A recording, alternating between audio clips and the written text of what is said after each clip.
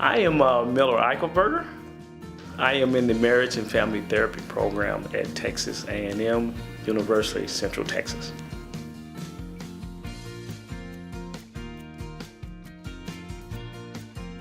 The approach that I chose to use is the solution-focused brief therapy. And a couple things make it, I believe, unique and different than other ones. Number one is that it doesn't focus on the problem, and number two, on the past. Now, there's a list of other things that I like to walk through and kind of elaborate on them also. When I talk about solution focus and say it doesn't focus on the past, the good thing is it focuses on the here and now, what's going on right now. The job that I'm in, being a military chaplain, is often challenging, and it is one that has high operations. So we're always training, whether we're training local or we're going to other facilities to train in different states, we're all preparing to go to combat. And that's the good thing about this solution focus brief. It makes it different. It's brief, 4 to 6 counseling sessions. Sometimes it works in that one session, so it's no longer a need to go to the other one. So for instance, if our soldiers, we deploy, and we're in an operational environment, we're going, and then all of a sudden, something happens with this person, and they need to talk to me about it. Well, the mission continues to go on, so they don't have a whole bunch of time, and that's why I like that it focuses on the here and now instead of going into the past. It's not a time for me to open up this person's heart and dig back in his past about what his mom and them did to him. I need to stay focused on now. And so it doesn't focus on a problem either. It focuses on a solution. And it gives the client the power using strengths that he used in the past and the resources that he used in the past. I love it because it's different than others, because it asks questions. So those questions stimulate this person's brain to start thinking about, oh, for instance, was there a time in the past where this was not a problem? And they can think about it and say, oh yeah, what were you doing at that time? Oh, I did this, this, and this. So there's something he can reach back, or she can reach back and grasp and continue to do it again, teaching them resiliency, how to bounce back from what they're going through now. The fact that it is client centered also, it's not about the therapist, it's about the client. And that's why we do what we do. Now, what I love about it too is the husband and wife team that came up with it. What is so wonderful is that the husband and wife came up with something that's gonna help people solve their own problems, and they came up with this together. So knowing that their hearts and everything that they did was into helping people find solutions for themselves. If you will, it's like the old proverb, you know, you give a man a fish, he'll eat for a day. You teach him a fish, he'll eat for a lifetime. And so they came there with that type of attitude. Another thing that it does, it promotes hope, okay? So with those question-based that I talked about is having them look towards the future with the problem not there.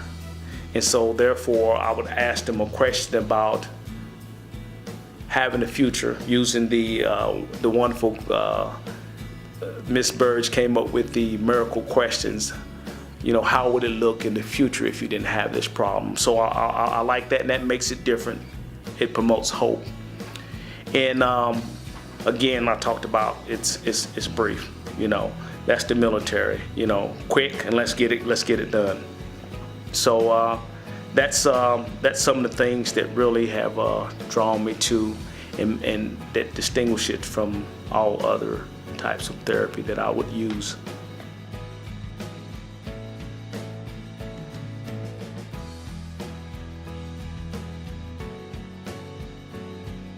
That's a good question. There's a few things. Some of the things are what I stated earlier. Something that is brief.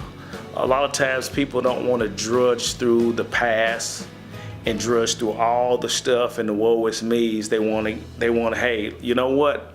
It's in the past. Let's forget it and let's move on forward from now. And that's what I like about it, because being married, the first years of marriage, me and my wife was like, oh, you're jacked up, you're ate up, you got this problem, you got this problem. To be able to sit down and use our own strength and resources together and work as a team and say, you know what? There was a time where this wasn't a problem. It wasn't as severe. And what did we do? Oh, we did this, or we did that. You know what?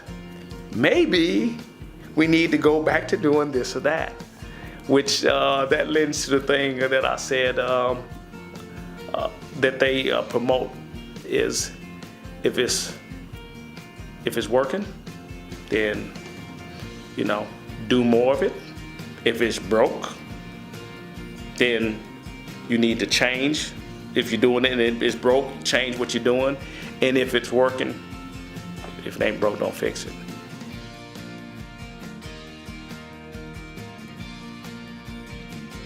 Yes, I can. These names are changed so the innocent would be protected. So Mrs. Smith, I remember that Mrs. Smith came to see me with her husband, Mrs. Smith and Mr. Smith.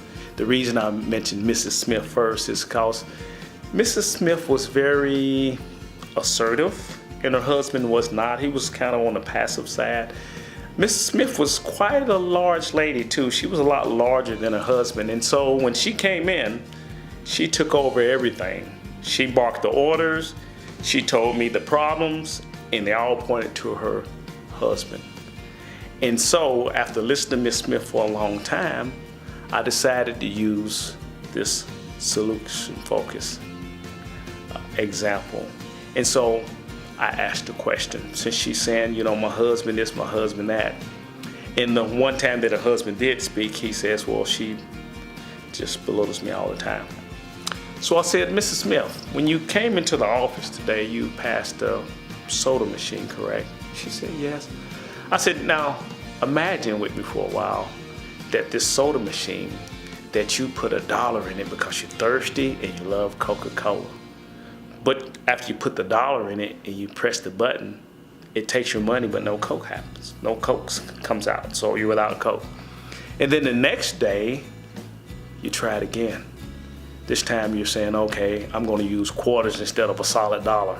You press the button and no Coke comes out, but it takes your money. And then the next day, the same thing occurs. What do you think would be something that you can do different? And at that moment, the aha moment hit Mrs. Smith.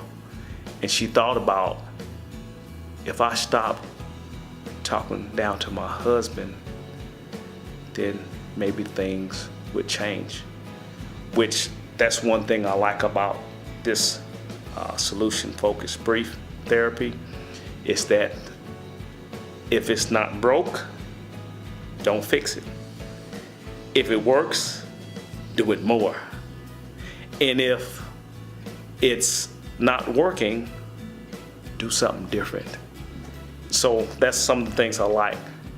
And another thing about the question, which is the most important question that our authors came up with, the creators of it, Mrs. Berg, is the miracle question.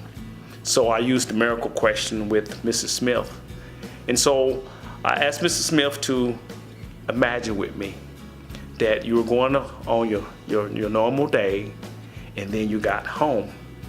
You put your kids to bed, and you went to bed for sleep. And a miracle happened. In the middle of the night, the problem that you had disappeared.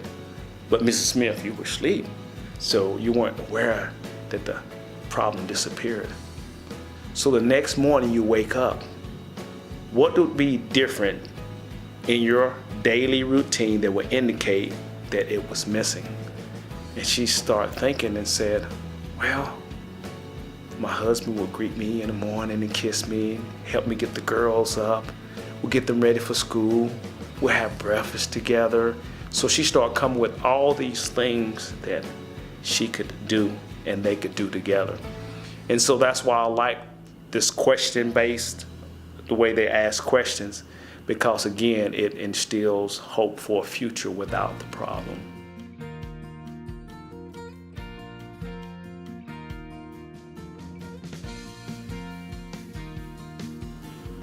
It provides hope for the future.